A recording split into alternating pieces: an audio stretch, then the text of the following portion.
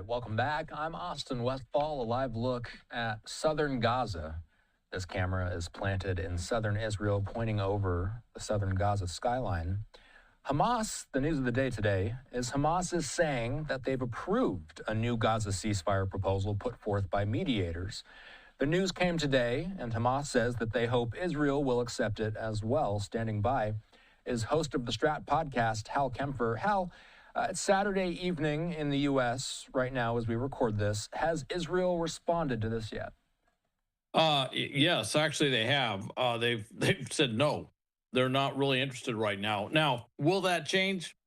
Austin, I don't know. We've seen this. It could shift. There are protests on the streets in Israel right now saying you're sacrificing the lives of the hostages. Now, the proposal on the table is not as big as some of the earlier proposals. It would be a series of weeks. I think originally it was estimated about 6 weeks that there would be 5 hostages released during that time period. One of them is an Israeli American that would be released. These are 5 live hostages. I should make that very clear because a number of the 59 hostages that are held are presumably deceased. So, and that is something they also negotiate is release of their remains. But that's what's on the table right now. Now, originally, this was Steve Witkoff, the U.S. envoy's kind of basic proposal was to do this when the phase 2 negotiations completely broke down. He kind of threw this out there as a sort of an extension on phase 1, if you will, with a smaller release of hostages. It wasn't a complete extension of phase 1. It's a little bit different, but it is similar. And that there would be a ceasefire in effect and the aid would flow through while this is going on. Right now, the aid is not flowing through. The Israelis are conducting military strikes and taking military action in Gaza. And it's having a pretty profound effect. In fact, it's even starting for the first time to separate, if you will, politically, some of the Palestinian residents from Hamas. And we're seeing demonstrations of that. So, as you've said, and this is from the Washington Times, they say Hamas accepting this proposal, Israel saying it has made a counter proposal in, quote, full coordination with the third mediator, the United States. So why is Hamas agreeing to this proposal, Hal? Why is Hamas agreeing to it and Israel is not? Well, look, Hamas is looking at or I should say Israel is looking at what's going on the ground. Part of it is they're seeing demonstrations by Palestinians in Gaza against Hamas. They're kind of wondering about that. The other thing they're also looking at is, while this is going on, they have the forces in place, but they're feeling tremendous strain. You got to remember, they have had military forces, reserves, particularly on active duty, costing them a phenomenal amount of money for a very long period of time. And they're just saying, look, are we just kicking this thing down the road? Are we eventually going to have to go in there anyway? And since they're already there, that's a big consideration for them is this kind of a waste of time to just do something like this? Because they're not seeing where that really favors Israel's end state solution. However, during this entire time period, we have seen some interesting things that have happened. For example, the Arab states have pretty much all aligned to say that Hamas will not be governing Gaza when this is all said and done. That's very different than where we were, say, 6 months ago, a year ago. So that's a huge shift. And so they're weighing all of that. And I think they're kind of wondering if there might be a larger sort of popular movement within Gaza to that the citizenry, the residents there are going to force out Hamas? Are they going to, is there going to be a real political schism? That's something we have not seen. And it's been very frustrating.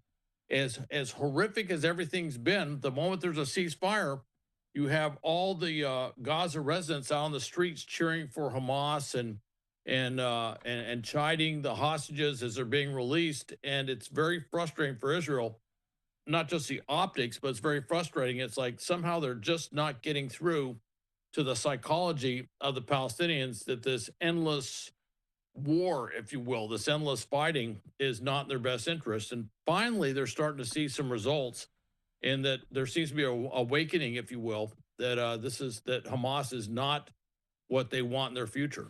So, what you're alluding to is something that we saw throughout the week. A large number of Palestinians took part in anti war protests, with many chanting against Hamas. This was a rare display of public anger against Hamas, Hal, as you've mentioned.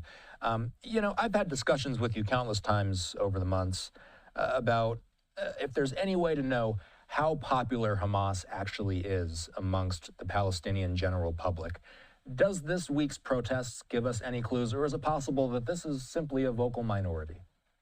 We weren't sure when it started a few days ago. They were out there, and we're all kind of wondering if they were literally going to be attacked by Hamas. That has not happened. Now, Hamas has put masked individuals with big clubs out there, as kind of to intimidate the crowd. But the crowds are getting bigger. And at first they were hundreds. Now there's reports that they are in the level that they're numbering in the thousands. And it doesn't, if it's not only is it not slowing down, but it seems to be increasing in intensity and volume in terms of what's happening there. So I think Israel's rather interested to see what occurs. Where is this going to go? And they're looking at the long term, which is how do you get Hamas out? And what's interesting is the protesters are saying the words Hamas has to go, get Hamas out. And I find that just fascinating. That not just the fact they're protesting, but what they're actually saying in these protests. And then the question is, of course, where does Hamas go? That's been a big question out there. I think the only thing I've seen is they said they could go to Sudan, which is in the midst of a massive civil war. I thought that was an interesting idea, Yeah. but where does Hamas go? And part of this, part of the thing that plays in the background, you got to remember, President Trump put out that proposal, which is to force all of the Palestinians to leave the Gaza Strip, and then it would come under U.S. control and be developed into a resort.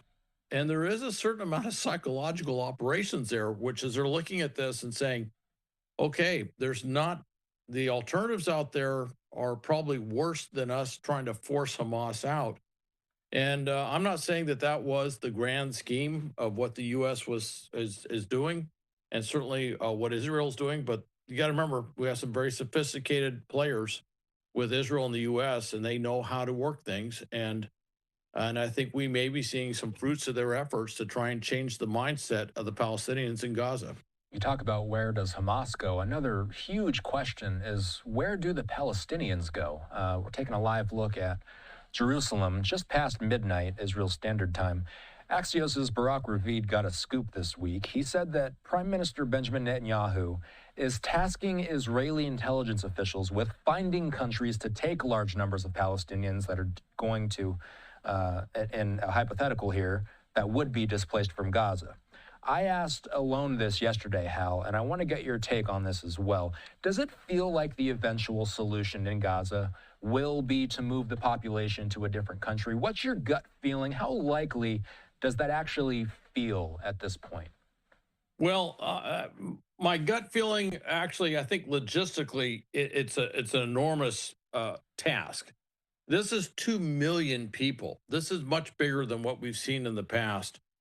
This would be an enormous displacement. And the problem is, what countries would you put them into? Egypt is adamant, no, we do not want them here for a variety of reasons, not the least of which is they're afraid of Hamas being intermixed with them and Hamas's connection to the Muslim Brotherhood in Egypt.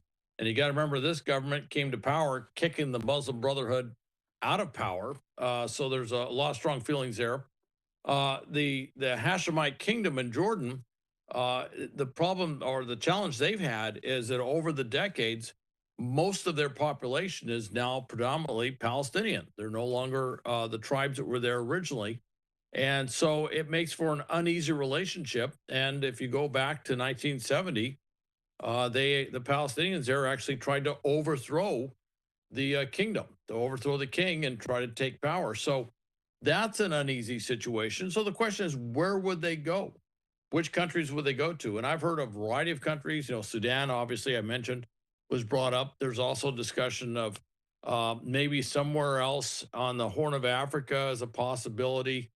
Some other countries in the region. I don't think Saudi Arabia wants to accept 2 million Palestinians. And of course, the problem they have, or the challenge they have, the history is that when the Palestinians do leave uh, the Palestinian areas, if you will, within with around in and around Israel, that when they leave, they almost never go back, and that's always been the challenge. Is that when they leave, if they go to Kuwait or if they go to you know Jordan or some other country, they never return. And so they're looking at this as the intent may be that eventually they go back, and the reality is, you may have 2 million leave, and if you're lucky, maybe 200,000 ever return.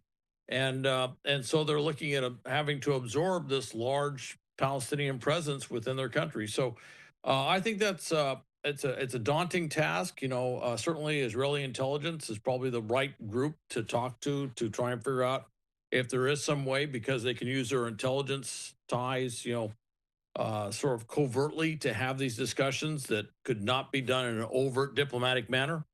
But it's a very difficult task to do that. I think what some of this, though, if you want to take a few steps back, is saying stuff like this really does kind of force some of the Arab countries to come up with a counter solution, which is, if you don't have them leave, where do they go? How are you going to do that? And with that, talking about resources, which is, if you're going to build these massive camps, which is what they would have in Gaza, where are the funds, the resources? How will those camps be set up? How will they be managed?